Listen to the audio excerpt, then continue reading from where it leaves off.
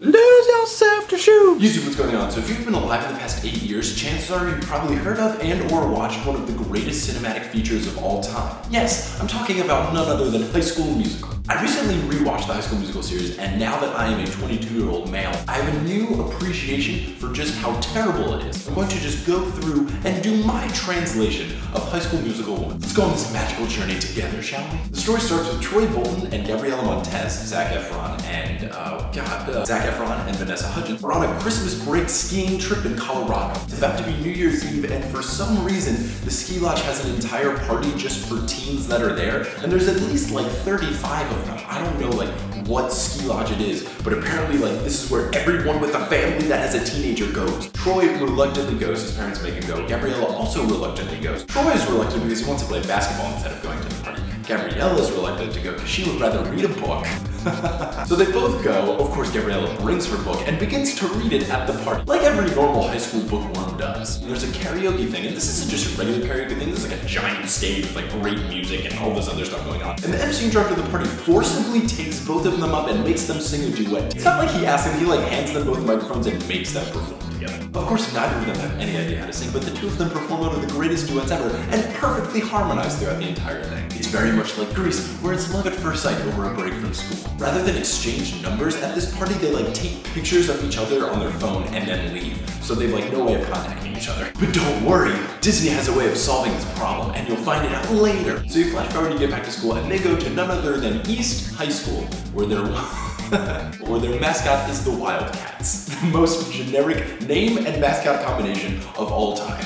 So you find out that Troy is like the hotshot star of the basketball team at East High, and Gabriella is the new girl. She just moved there after this break. She's incredibly smart and doesn't want to be known as that like really nerdy smart girl, even though she's Vanessa Hudgens. While in his first class of the semester, Troy notices Gabriella is in his class, so he pulls out his phone because he wants to see that picture that he took of her to confirm. But while he's doing this, his phone goes off, as does Gabriella, and they both get in trouble and they have to go to detention. Oh no! And it turns out that this detention is 15 minutes long. It's a 15-minute detention. That's not detention. That is nothing. Like, detention in my high school is like an hour. For some magical reason, this detention makes Troy late to basketball practice to where he misses like the entirety of practice. I don't understand what basketball practice is only 15 minutes long, but the East High School team must not be very good. At one point in the movie, Troy says his favorite hangout spot is a rooftop garden that the school has. And it's got all these like nice plants and stuff, I guess, for their like botany classes at East High School. And it's like really nice and like really gorgeous, and there's a beautiful view of everything. Troy takes Gabriella up there very romantically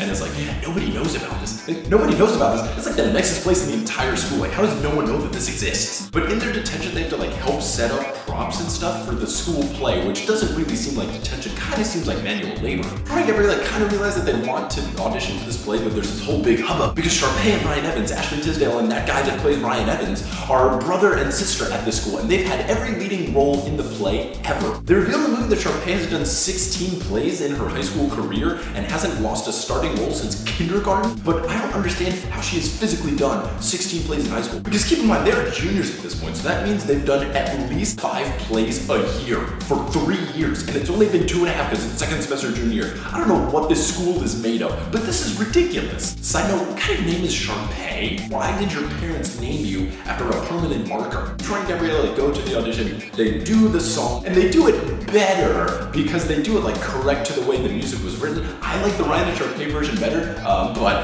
this is regardless of that. Sharpay like freaks the hell out that they leave an audition, and the fact that they got a callback, and because apparently this is really embarrassing. And the reason that it's embarrassing is because the school takes the callback list and puts it on the main bulletin board in their hallway. Like, it displays to everyone in East High School who got callbacks and who didn't for this play. Imagine how terrible it is to audition for this play and not get a callback. Everyone knows that you suck. Like, the entire school knows, oh, like, Shirley auditioned for the play. Shirley didn't get in. Shirley's the worst ever. It is so embarrassing. So basically, the entire school knows, and this makes some sort of stir because Troy's supposed to be the basketball person and Gabriella's supposed to be the bookworm, but they're going to audition for this play, which spurs the song "Stick to the Status Quo," which is amazing, by the way. Troy's basketball team like doesn't want him to audition for this play because apparently it will screw up the entire title championship that they're going for if he sings occasionally. The Gabriella crew doesn't really matter that much. They just think Troy might be a jerk because he's like a jock, but he's a sweet guy. He's Zac Efron. But in the song Stick to the Status Quo, the entire high school is in the cafeteria, and all these people that are in typical cliques start singing about how they like to do other things. One of the guys in the basketball team says he really likes to bake and he likes making creme brulees. A really smart girl says she likes doing hip-hop dancing. A skater guy says he likes to play the cello. And rather than all their friends encourage them to be like, that's awesome, they all collectively tell them, no, you shouldn't do that, you need to stick to your stereotype. Which is like a terrible message. And I guess it's the whole point of the movie because they eventually all break this, but it's like really bad at first, and it makes like East High School seem like one of the worst institutions in the world. So Sharpay and Ryan are very upset about the whole callback thing. So what they do is something that is completely ludicrous. They convince the lady in charge of the theater program, Mrs. Darby, Mrs. Darbus, Darbus? Mrs. Darbus, Mrs. Darbus. They convince her to move the audition time to Friday at 3 o'clock. But oh no, that's the same time as the academic decathlon and the state championship game. Whatever will they do? So rather than just go up to Mrs. Darbus and be like, hey, we can't do this, their friends devise a master plan to make sure that they can still audition for the play. The reason they're so willing to help out Troy and Gabriella is that they had previously done something to break them up, which was extremely douchey. The basketball team brought Troy into this trophy room that had all these pictures of great basketball players from East High's past, and they were talking about how great they were and how they led their team to championships or whatever. And then one of the guys opens a laptop with a webcam running, and they try to like instigate Troy to get him to say like, I don't care about Gabriella, I care about you guys. While that's going on, the decathlon team makes an entire presentation to Gabriella about why jocks are the worst people in the world and how they're like really stupid and how they're really mean to girls stereotypically, but Troy's not a stereotype, he's Zac Efron. They basically like make this whole presentation about like why she should leave him. And then someone from the decathlon opens up their laptop and they get Troy saying like, I don't care about Gabriella, man, it's nothing, I'm all about the team, which Troy said just to get the guys to like get him off his back. But out of context, it makes Troy / Zac Efron look like a real jerk. And then there's this whole big like sad moment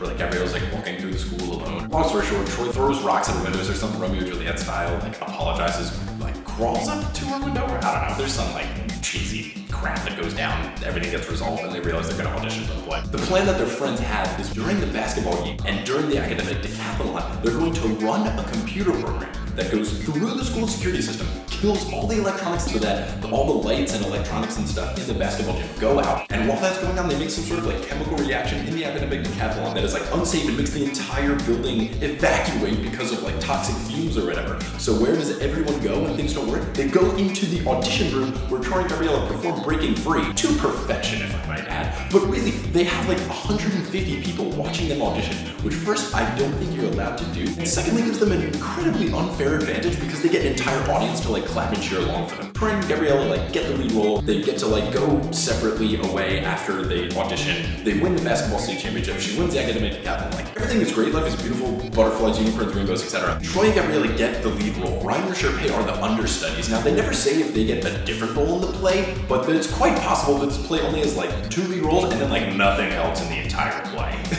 Because it's like, oh, you're the understudies. No, not like you're the not as important characters. Like, yeah, you can be their understudies, I guess. Afterwards, the entire school gets together and they sing a song. What else are you gonna do to celebrate this? So they all sing a song, but what's really weird is that Ryan and Sharpay Evans are like instantly in love with everyone. Like everyone hated them because they were huge jerks. But after this, they're like, you know what?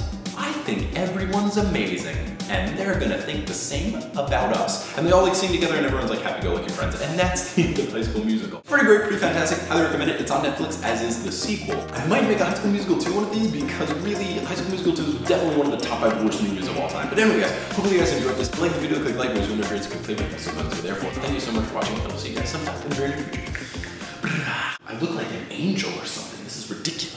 Lose yourself to Schubes. Why would you ever compare your girlfriend to a car, let alone a Jeep? Have you seen a Jeep? Does a girl want to be compared to that? I really don't think so.